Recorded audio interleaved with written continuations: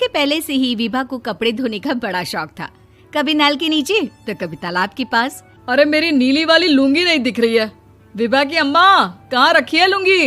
अरे वो तो विभा ने परसों ही धोकर रखी थी आपकी अलमारी में, देखो वहीं होगी। वो ना मैंने आज धो दी, मुझे लगा कि गंदी हो गई होगी। अरे कैसे गंदी हो गई थी? उसे तो मैंने पहना भी नहीं। हे भगवान, इस लड़की के कपड़े धोने की आदत से परेशान हो गया हूँ मैं। जितना तो घर में राशन नहीं आता, उससे कहीं ज्यादा डिटर्जेंट पाउडर का खर्चा है। इसकी शादी करवा दो, शादी। जाए अपने घर में ही करे काम, फिर चाहे घर के कपड़े धोने हो या पूरे गांव के। हाँ ठीक बोल रही हो, देखता हूँ मैं कोई लड़का। वो दिन भी आ जाता है जब विभा को देखने लड़के वाले आ जाते हैं। लड़की मुझे अच्छी लगी। होने वाली सास कहती है, बेटी अगर कुछ पूछना है तो पूछ लो। वैसे तो हमारी लड़की बहुत ही शर्मीली है, जो बोल दो वो मान लेती है, इसे क्या पूछना होगा। अरे कैसी बात कर रही हो माँ, मुझे इन लोगों के घर रहना है, सवाल तो कई है। हाँ हाँ बेटा, पूछ लो ना, क्या पूछना है। आप लोगों के घर कपड़े कौन धोता है? सास का मुंह बन जाता है। देखो, अगर तुम ये कहना चाहती हो कि तुम्हें कपड़े धोने नहीं आते तो सुन लो, कपड़े मैं ही धोती हूँ, लेकिन तुम्हारे आ जाने के बाद मैं रुमाल तक नहीं धोऊंगी। अरे चुप रहना भाग्यवान, बहू बेचारी घर आई नहीं, उसे डराना शुरू कर दिया। वो क्या है ना बिटिया, अभी तक तो ये कल्लू की माँ ही धोती थी, लेकिन अब तुम्हारे पापा तो दहेज में वॉशिंग मशीन देंगे ही। तभी विभा की माँ बोल पड़ती है, सवाल भी पूछा तो क्या। वैसे भाई साहब, मशीन की तो फिर भी कपड़े धोने की कैपेसिटी होती है। मतलब जो बिटिया दे रहे हैं ना विभा, इसे कपड़े धोने का बहुत शौक है। ये आप लोगों के क्या, आस पड़ोस गांव मोहल्ले सबके कपड़े धो दे और उफ तक ना करे। बाहर देखा नहीं आपने कितने कपड़े सूख रहे हैं? सब हमारी बिटिया ने ही तो धोए हैं। बस भी करो ना माँ, शर्म आ रही इतनी तारीफ सुनकर। और तो और एक दाग निकाल कर दिखाओ तो मान जाओ। हाँ अच्छा अच्छा, माफ करना बेटा, मैंने गलत समझा।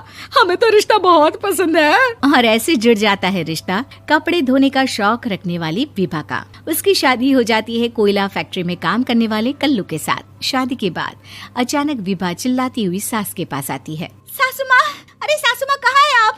ये तो धोखा है, धोखा दिया आप लोगों ने मुझे। इसे ससुर के चक्कर के बारे में पता चल गया।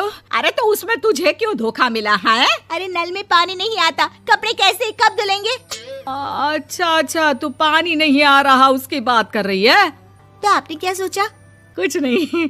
अच्छा हाँ, तेरी माँ ने कहा था कि कपड़े धोने का शौक है तुझे, याद आया मुझे। शौक शौक बोलकर कपड़े धोने वाले मेरे जुनून को कम ना आके सासू माँ, कपड़ा धोना मेरा गुरूर है। तभी पति भी वहाँ आ जाता है। अभी अभी मैंने इसे सनी देओल की फिल्म दिखाई है, उसी के डायलॉग मार रही है माँ। अच्छा सुन, साफ साफ बता रही हूँ, पानी सुबह 4 से 6 और शाम को 10 से 12 आता है, समझी? विभा टाइमिंग सुनकर हैरान हो जाती है। ये क्या भूतों का मोहल्ला है? सुबह 4 बजे उठकर कौन कपड़े धोता है? 4 बजे टंकी में पानी जाता है, फिर सारा दिन धोना ना, किसने मना किया?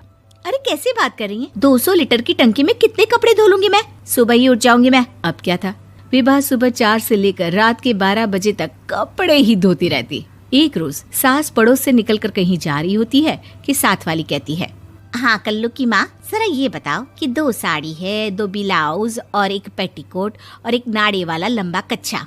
हाँ तो? अरे तो क्या, कितना लोगी धुलाई ये बताओ। धोबन दिख रहे हैं हम क्या? हमारे पति सरकारी नौकरी से अभी अभी रिटायर हुए हैं और बेटा सुपरवाइजर है कोयला फैक्ट्री में। धोबन समझ रखा है हमें। हाय रे कल्लू की अम्मा, माफ कर दो, वो तो मोहल्ले में यही सब बता रहे थे कि तुमने बहू को कपड़ा धुलवाने के काम में लगा दिया है। सास को पड़ोसन की बात सुनकर गुस्सा आ जाता है। वो घर पहुंचती है जहां घर के बाहर ही इतने सारे कपड़े सूख रहे होते हैं जितने कि किसी धोबन के घर पर। अरे ओ कल्लू की दुल्हन, बाहर निकल। माँ जी यहीं आ जाओ, बाथरूम में चादर धो रहे हैं हम। अरे अभी हम धोते हैं, तुमको बाहर निकलो। ये आस पड़ोस वाले बोल रहे हैं कि हम बहू से कपड़े धुलवा धुलवा कर उसे कपड़ा धोने वाली बना दिए हैं। अरे छोड़ो ना माँ जी, किन लोगों की बातों में आती हो? आस पास के लोगों का तो काम ही होता है कि वो किसी तरह सास बहू को लड़ा दे। बहू सारे घर के कपड़े धोती है, ये क्या कम है? बोलिए। सास को भी लग जाता है कि वो बहू का ये सनकीपन नहीं छुड़वा सकती, इससे अच्छा है कि खुद ही चुप हो जाए। एक रोज सास और बहू मंदिर जाते हैं, जहाँ सास की साड़ी वहाँ खड़ी भीख मांगने वाली से मिलती है। माँ जी क्या बात है, आपकी साड़ी उस भिखारन से कितनी मिल रही है ना? हाँ हाँ देखो तो, दोनों की साड़ी मिल रही है। क्या बात है कल्लू की अम्मा, तुम खुद को तो अफसर की बीवी बताती हो और ऐसी सिंपल सी प्लेन साड़ी पहनकर घूमती हो। सिंपल और प्लेन नहीं है ये साड़ी। तो क्या सोने के धागे से फूल बने हैं? कुछ भी सासू माँ, कुछ भी। हाँ बने थे इस साड़ी में सोने के धागे से फूल। मेरे पति लेकर आए थे मद्रास से स्पेशली मेरे लिए 10,000 की। ताहे भाई साहब इस भिखारन के लिए भी सेम टू सेम साड़ी लेकर आए होंगे 10,000 की। सास उस वक्त तो कुछ नहीं कहती, लेकिन बहू के साथ घर आती है और अलमारी से एल्बम निकाल कर लाती है। ये साड़ी देख रही है, ये वही साड़ी है जिसे मैंने अभी पहना था। इस साड़ी में ये जो चमकदार फूल दिख रहे हैं ना, ये सोने के धागों से काढ़े गए हैं। लेकिन तू लोकल वॉशिंग मशीन ब्रश से घिस घिस कर सारे फूलों को निकाल कर साड़ी प्लेन कर दी।